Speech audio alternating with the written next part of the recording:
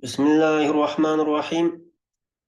الحمد لله الحمد لله رب العالمين، والعاقبة للمتقين، والصلاة والسلام على نبينا محمد وعلى آله وصحابته أجمعين.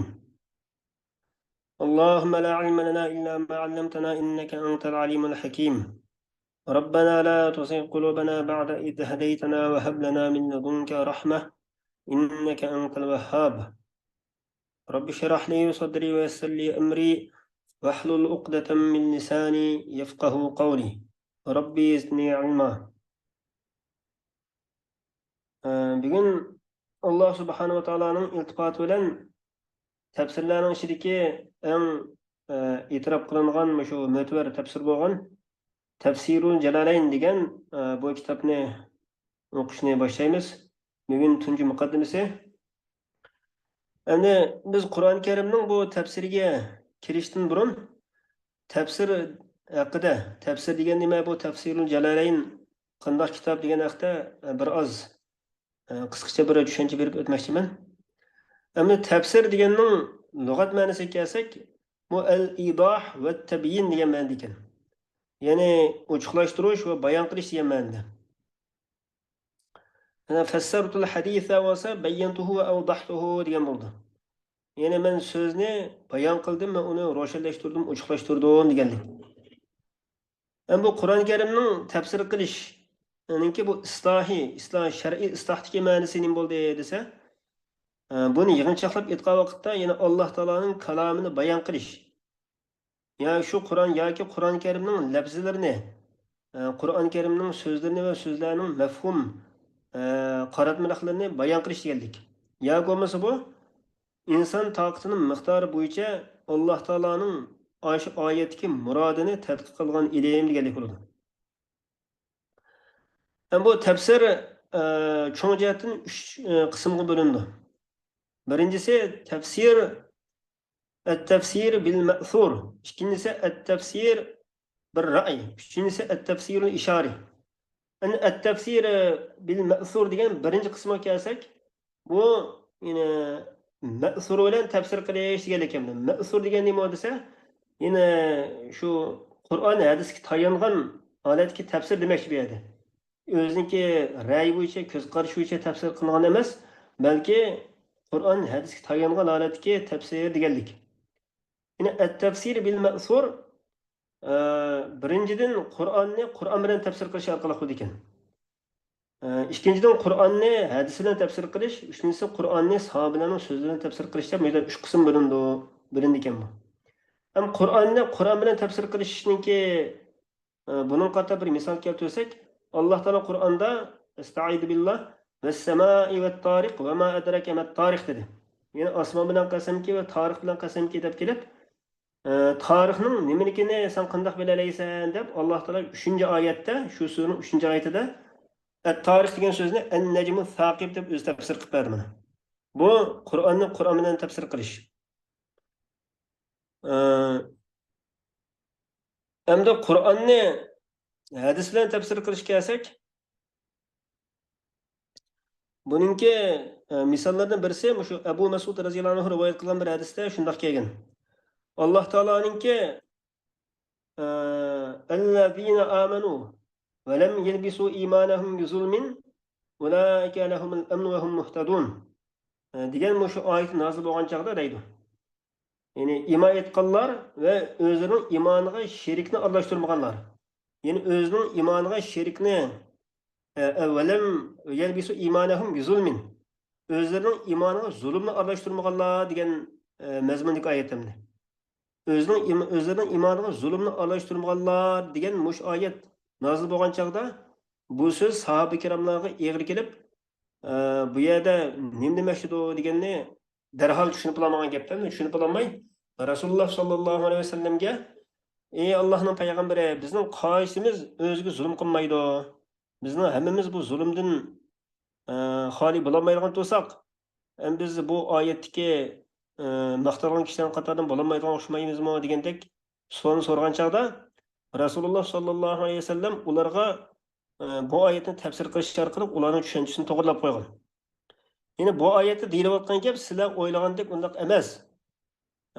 sizlar hozirda Luqmonningki o'zining o'g'liga degan so'zni anglamaganliginglar deb Alloh taoloning Qur'oni Karimda shu so'zni naql qilib bergan oyatini naql qilib keltirgan oyatni o'qib bergan. Ya bunayya la tushrik billah inna shirka la zulmun azim. Ya'ni ey o'g'ilchiqim, sen Allohga sherik keltirmagin, haqiqatan sherik keltirish cho'ng zulmdir degan deyish orqali bu yerdagi yuqorgi oyatdagi zulmdan maqsad Allohga sherik keltirishdir deb bunda tafsir qilib bergan buni. Demak bu Qur'onni hadis orqali tafsir qilish bo'ldimni. Endi Qur'on 3-chi turi, at-tafsir bil ma'surniki 3-chi turi Qur'onni sahoba ikramlarning so'zlari bilan tafsir qilish dedik. Bu sahoba ikramlarning hammasi Rasululloh sollallohu alayhi vasallamning davrida yashagan, Qur'oni Karimniki shu oyatlar nozil bo'lgan jarayonlarga qatnashgan nurg'unlar emasmi. Hazrat Ibn Abbos, Hazrat Ibn Mas'ud radhiyallohu anhulardek mashhur mufassir olimlar bor. O olimlar shu payg'ambar alayhissalomga uzun mezgilli hamroh bo'lib, işte o'tgan sahobalar bo'lgan ekan, bularning tafsiri qabul qilingan mo'tabar tafsirlar bo'ladi. Bu sahoba ikramlarning so'zlarini tafsir qilishmi? Bu tafsir bilma usulininki bir qismi. Ama tafsirninki cho'ng jihatdan 3 qism bo'linadi degan to'g'ri. Ikkinchisi at-tafsir bir ra'y dedik. Ama ra'y bilan o'zining ko'z qarashi bilan tafsir qilish degan bo'ldi. Yani ko'z qarash bilan tafsir qilish desa, nuqul o'ziningki kallasini chiqarib lakin tafsir qilish degandek emas. Balki bu shu Qur'oni Karimni tafsirlashga aloqador bo'lgan ilmlarning hammasini bilgandan keyin uningkin shu mufassir olim tafsir qiladi. Qur'oni Karimni tafsir qilgan vaqtda muhtoj bo'lgan bir qator ilmlar bor. Masalan, arab tilini yaxshi bilish kerak.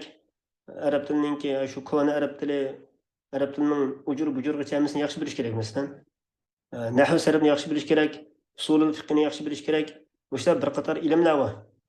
Qur'oni Karimni tafsir qilmoqchi bo'lgan olim mush bir qator ilmlarni pishiq egallagandan keyin andin o'zining ko'z qarashi bo'yicha Qur'oni Karimni tafsir qilishga boshlaydi. Biz navbatda o'qimoqchi bo'layotgan mush Tafsirul Jalalayn kitobimi, mush at-tafsir bir ra'yning qatoridan. Bu tafsirni tafsir qilgan Jaloluddin al-Mahalli va Jaloluddin as-Suyuti degan ikki olim mushu pallarni pishiq egallagan olimlar bo'lg'ashqa bu tafsirni shuna qila olgan. Alloh taolo ulardan rozi bo'lsin. Bu tafsir bir ra'yi mushundoq ilmlarni egallagandan keyin tafsir qilingan tafsir bo'lsa, bu qabul qilingan tafsir, at-tafsirul mahmud bo'ladi ekan.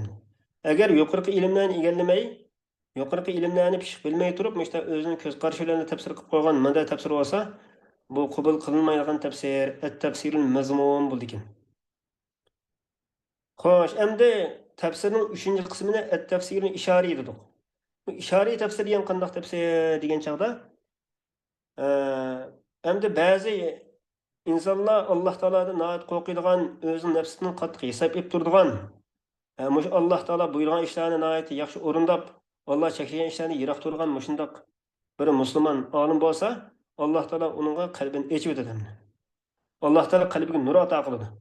Alloh taoloning bir insonning qalbiga nur ato qilish uchun payg'ambar alayhisalom ko'rsatgan bir qator ishlar bor. Masalan, oqshomlar kechalari masjidga piyoda berish, istig'forni ko'paytirib turish, tahajjud namozi o'qish degandek mushta ibodatlarni davomli qilgan chog'da Alloh taolo shu musulmonning qalbiga bir nur ato qilgan. Endi shu diniy ilmlarni yaxshi o'rgangan bir olim bo'lsa, u olimning qalbini Alloh taolo shuni ichib o'tib qolsa, Alloh taolo uning qalbiga shu Qur'onning boshqa nurg'un insonlar bilamagan ma'nolarini ilhom orqali bildirib o'tadigan. Shuning bilan bu olim o'zining shu Alloh taoloning bildirgani bo'yicha Qur'oni Karimni tafsir qilishga boshlaydi. Buni at-tafsirul ishariy deb ataydi ekanmiz. Endi tafsirninki turlari haqida mushunchalik to'xtalsak, uningkin biz bugun biz navbatda o'qimoqchi bo'layotgan Tafsirul Jalalayn degan kitob haqida ozroq bir tunishib chiqsak, bu Jalalayn degan ikki Jalolning tafsiri degandek bo'ldi. Bu kitobni bu tafsirni dastlabda Jaloliddin al-Mahalliy degan olim tafsir qilishga boshlagan ekan. Bu Jaloliddin Mahalliy degan Hijriya 791-yili Misrda tug'ilgan. Nurg'un fanlarda yetishgan katta olim bu. Bu olim Alloh taolo u kishiga rahmat qilsin. Bu tafsirul Jalolaynni qo'lga ilib, Qur'onning tafsirini tafsir qilmoqchi bo'lib, bu kitobni qo'lga ilib, Sura Kahfdan boshlab Qur'onning oxirigacha tafsir qilgan ekan. Undan keyin Sura Fatihani boshlab, Sura Fatihani tafsir qilib bo'lgandan keyin Allohning qazosi yetib vafot bo'lib ketgan. Bu olim vafot bo'lib ketgandan keyin shogirdi Jaloliddin as-Suyuti degan olim kelib, bu olim Hijriya 849-yili Misrda tug'ilgan deydi. 5 yoshga 5 yosh vaqtida Qur'onni yodlab bo'lgan ekan.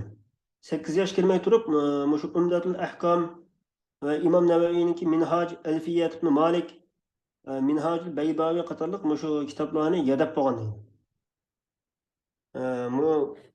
Bu Jaloliddin as-Suyuti degan olim ilgirki ustozi Jaloliddin Mahalliyninki tafsirining oxirini qo'lga ilib, Sura Baqaradan boshlab shu Sura Kahfgacha tafsir qilgan ekan. Demak, bu tafsir mushu ikki olimning qo'l tekkan tafsir o'g'ashqa, shuna ikki Jalolning tafsiri deb Tafsirul Jalolayn deb atalgan.